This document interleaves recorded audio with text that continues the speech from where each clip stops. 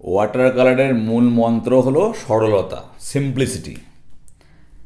এটা যদি বুঝতে পারেন তাহলে তো হয়ে যায়। দেখুন না, এই তাল গাছটা বানাচ্ছি, ওপর দিকে একটু লাইট গ্রিন, নিচে আস্তে আস্তে একটু ডার্ক, এবং একটা ব্রাশ স্ট্রোকেই হয়ে যাচ্ছে। যে স্কেচটা করেছি সেই স্কেচের মধ্যে কিন্তু তাল গাছের এক একটা পাতার ডিটেলিং আমি করতে চাইনি। যে কারণে আমার ছবিটাকে আপনারা ভালোবাসেন, এটাই সেই কারণ। আমি স্ট্রোকের ওপর বিশ্বাস করি। ড্রয়িং তো অবশ্যই ইম্পর্ট্যান্ট, কিন্তু প্রপার ব্রাশ স্ট্রোক না দিয়ে ওয়াটার কালার করলে সেই সফটনেসটা আসে না, যেটা আমার পেন্টিংয়ে আপনারা দেখতে ভালোবাসেন। তাই জন্য আমি সকলকে রিকোয়েস্ট করবো, একটা তাল গাছ আঁকার সময় ওই বারবার ইরেজার দিয়ে মুছে মুছে তাল গাছের মতন দেখতে হবে, তারপর ধরে ধরে সরু একটা ব্রাশ দিয়ে তাল গাছ রঙ করবো, ওইভাবে কিন্তু প্রপার ওয়াটার কালারটা হবে না। ঠিক এইভাবে একটা ফ্ল্যাট ব্রাশ দিয়ে স্ট্রোক দিয়ে অটোমেটিক্যালি দেখবেন আপনারা 1-2 মাস প্র্যাকটিস করার পরেই দেখবেন তাল গাছ, নারকেল গাছ, খেজুর গাছ, এগুলো এই ফ্ল্যাট ব্রাশ দিয়ে আপনারা করতে পারছেন। হ্যাঁ, প্রথম দিকে হয়তো একটু অসুবিধা হবে, কিন্তু প্র্যাকটিসের মাধ্যমে হয়ে যাবে। দেখুন, আমি কোনো কিছুরই ডিটেল ড্রয়িং করিনি যে এই একটা লম্বা লাইনের মধ্যে দিয়ে আমার তাল গাছের গুঁড়িটা আঁকতে হবে, এরকম নয়। একটা ব্রাশের স্ট্রোক, আর এই স্ট্রোকটার জন্যই পেন্টিংয়ের ভ্যালু হয়। ওই আপনি কী রং ব্যবহার করেছেন, কত রং ব্যবহার করেছেন, 1 কেজি 2 কেজি 5 কেজি রং দিয়েছেন, এসব কেউ দেখবে না। সবাই দেখবে যে আপনার এই পেন্টিংয়ের মধ্যে সাবলীলতা, কনফিডেন্ট, এটা কতটা আছে। আমি ডিস্টেন্স আনবার জন্য ওই দূরে আরও 2টো তাল গাছ আমি অ্যাড করলাম, এবং ওখানেও কোনো গুঁড়ি আঁকা ছিল না, এবং তাল গাছ তো ছিলই না।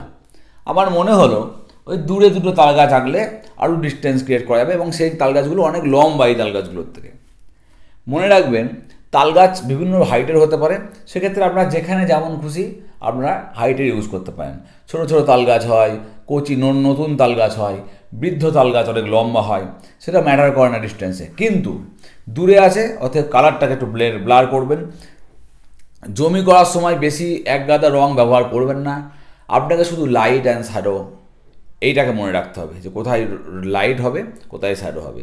বার্ন আম্বার কালার দিয়ে একটু জমিটা করছি, এবার ইয়েলো আকার কালার দিচ্ছি। বার্ন আম্বার ইয়েলো আকার মিশে গেল। আর বারবার বলি, আমি সবসময় তুলি ধুয়ে, প্যালেট ধুয়ে ছবি আঁকি না, তো আমার একটা রঙের সঙ্গে অনেক সময় একটা রঙ মুছে যায়। এটা আপনাদেরও আস্তে আস্তে অভ্যাসের মধ্যে হয়ে যাবে। প্যারট গ্রিন ইউজ করলাম নিচের দিকটায়।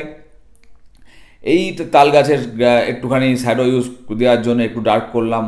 এগুলো তাল গাছের ডালপলার সব পাতার যে অংশ বিশেষ থাকে নর্মালি, কারণ তাল গাছ একটা অদ্ভুত গাছ। এদের বড় বড় এই গাছের পাতা থেকে কিন্তু পশ্চিমবঙ্গে ভাত পাখা তৈরি হয়। তাল গাছের লজিক নিয়ে আমি একদিন ক্লাস করাবো আপনাদের, একদিন ভিডিও বানাবো, তাল গাছ কীভাবে তৈরি হয়, তাল গাছের গঠনশৈলী কীরকম। লম্বা লম্বা শ্যাডো তৈরি করে দিলাম। এবার এখানে তাল গাছের একটু হালকা ডিটেলিং 2-1টা। এখানে একটা ছোট্ট মানুষ আমি এঁকেছি, যে মানুষটা কিছু একটা নিয়ে আসছে সামনে। হিউম্যান খুব ইম্পর্ট্যান্ট আমার ছবিতে, এবং এটাও যতটা সিম্পলভাবে একটু মাথার একটা অংশ, কিন্তু হিউম্যান অ্যানাটমিটা যেন প্রপার প্রপোর্শনে হয় সেটা একটু মাথায় রাখবেন, যেন একদম বেঁটে পিঁপড়ের মতো বা বড় একটা মাথা এরম যেন না হয়। মোটামুটি একটা 7.5 বা এরম প্রপোর্শনে রাখলেই হবে।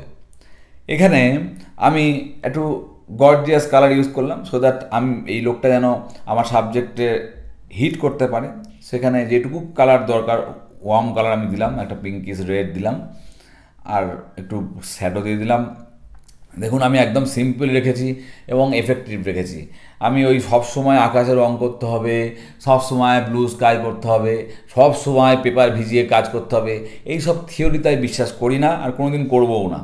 আমার যেরকম ভালো লাগে এবং যে জন্য আমার পেন্টিংকে আপনারা ভালোবাসেন, সিম্পল সেই জিনিসটা আপনাদের কাছে আমি তুলে ধরি। কয়েকটা পাখি অ্যাড করে দেবেন। প্রথম দিকে এই সিম্পলিসিটি যদি স্টাডি করতে থাকেন, তাহলে দেখবেন 2-3 বছর বাদে আপনি অনেক কিছুর মধ্যে সরলতা, সিম্পল শেপ আপনি খুঁজে পাবেন। হ্যাঁ, সময় লাগবে প্রথম দিকে, কারণ আমরা মোটামুটি ভুল রাস্তা দিয়ে ছবি আঁকাটা ম্যাক্সিমাম সময় শিখতে পারি। আমাদের শেখানো হয় যে এইভাবে সুন্দর করে তাল গাছ আঁকবে, তারপর কচি কলা পাতা রং দিয়ে করবে। সেগুলো ঠিক আছে, আমি কোনো কিছুকেই বলবো না যে এগুলো করো না, তার যার ব্যক্তিগত ব্যাপার।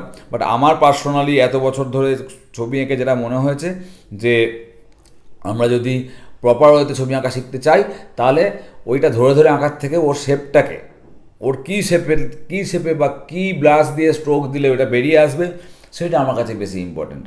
একটা তাল গাছের পাতা আঁকার সময় যদি আমি দেখি এক স্ট্রোকে ওটা বেরিয়ে আসছে, তাহলে আমি কেন ওটাকে আরও ধরে ধরে ডিটেল করতে যাবো?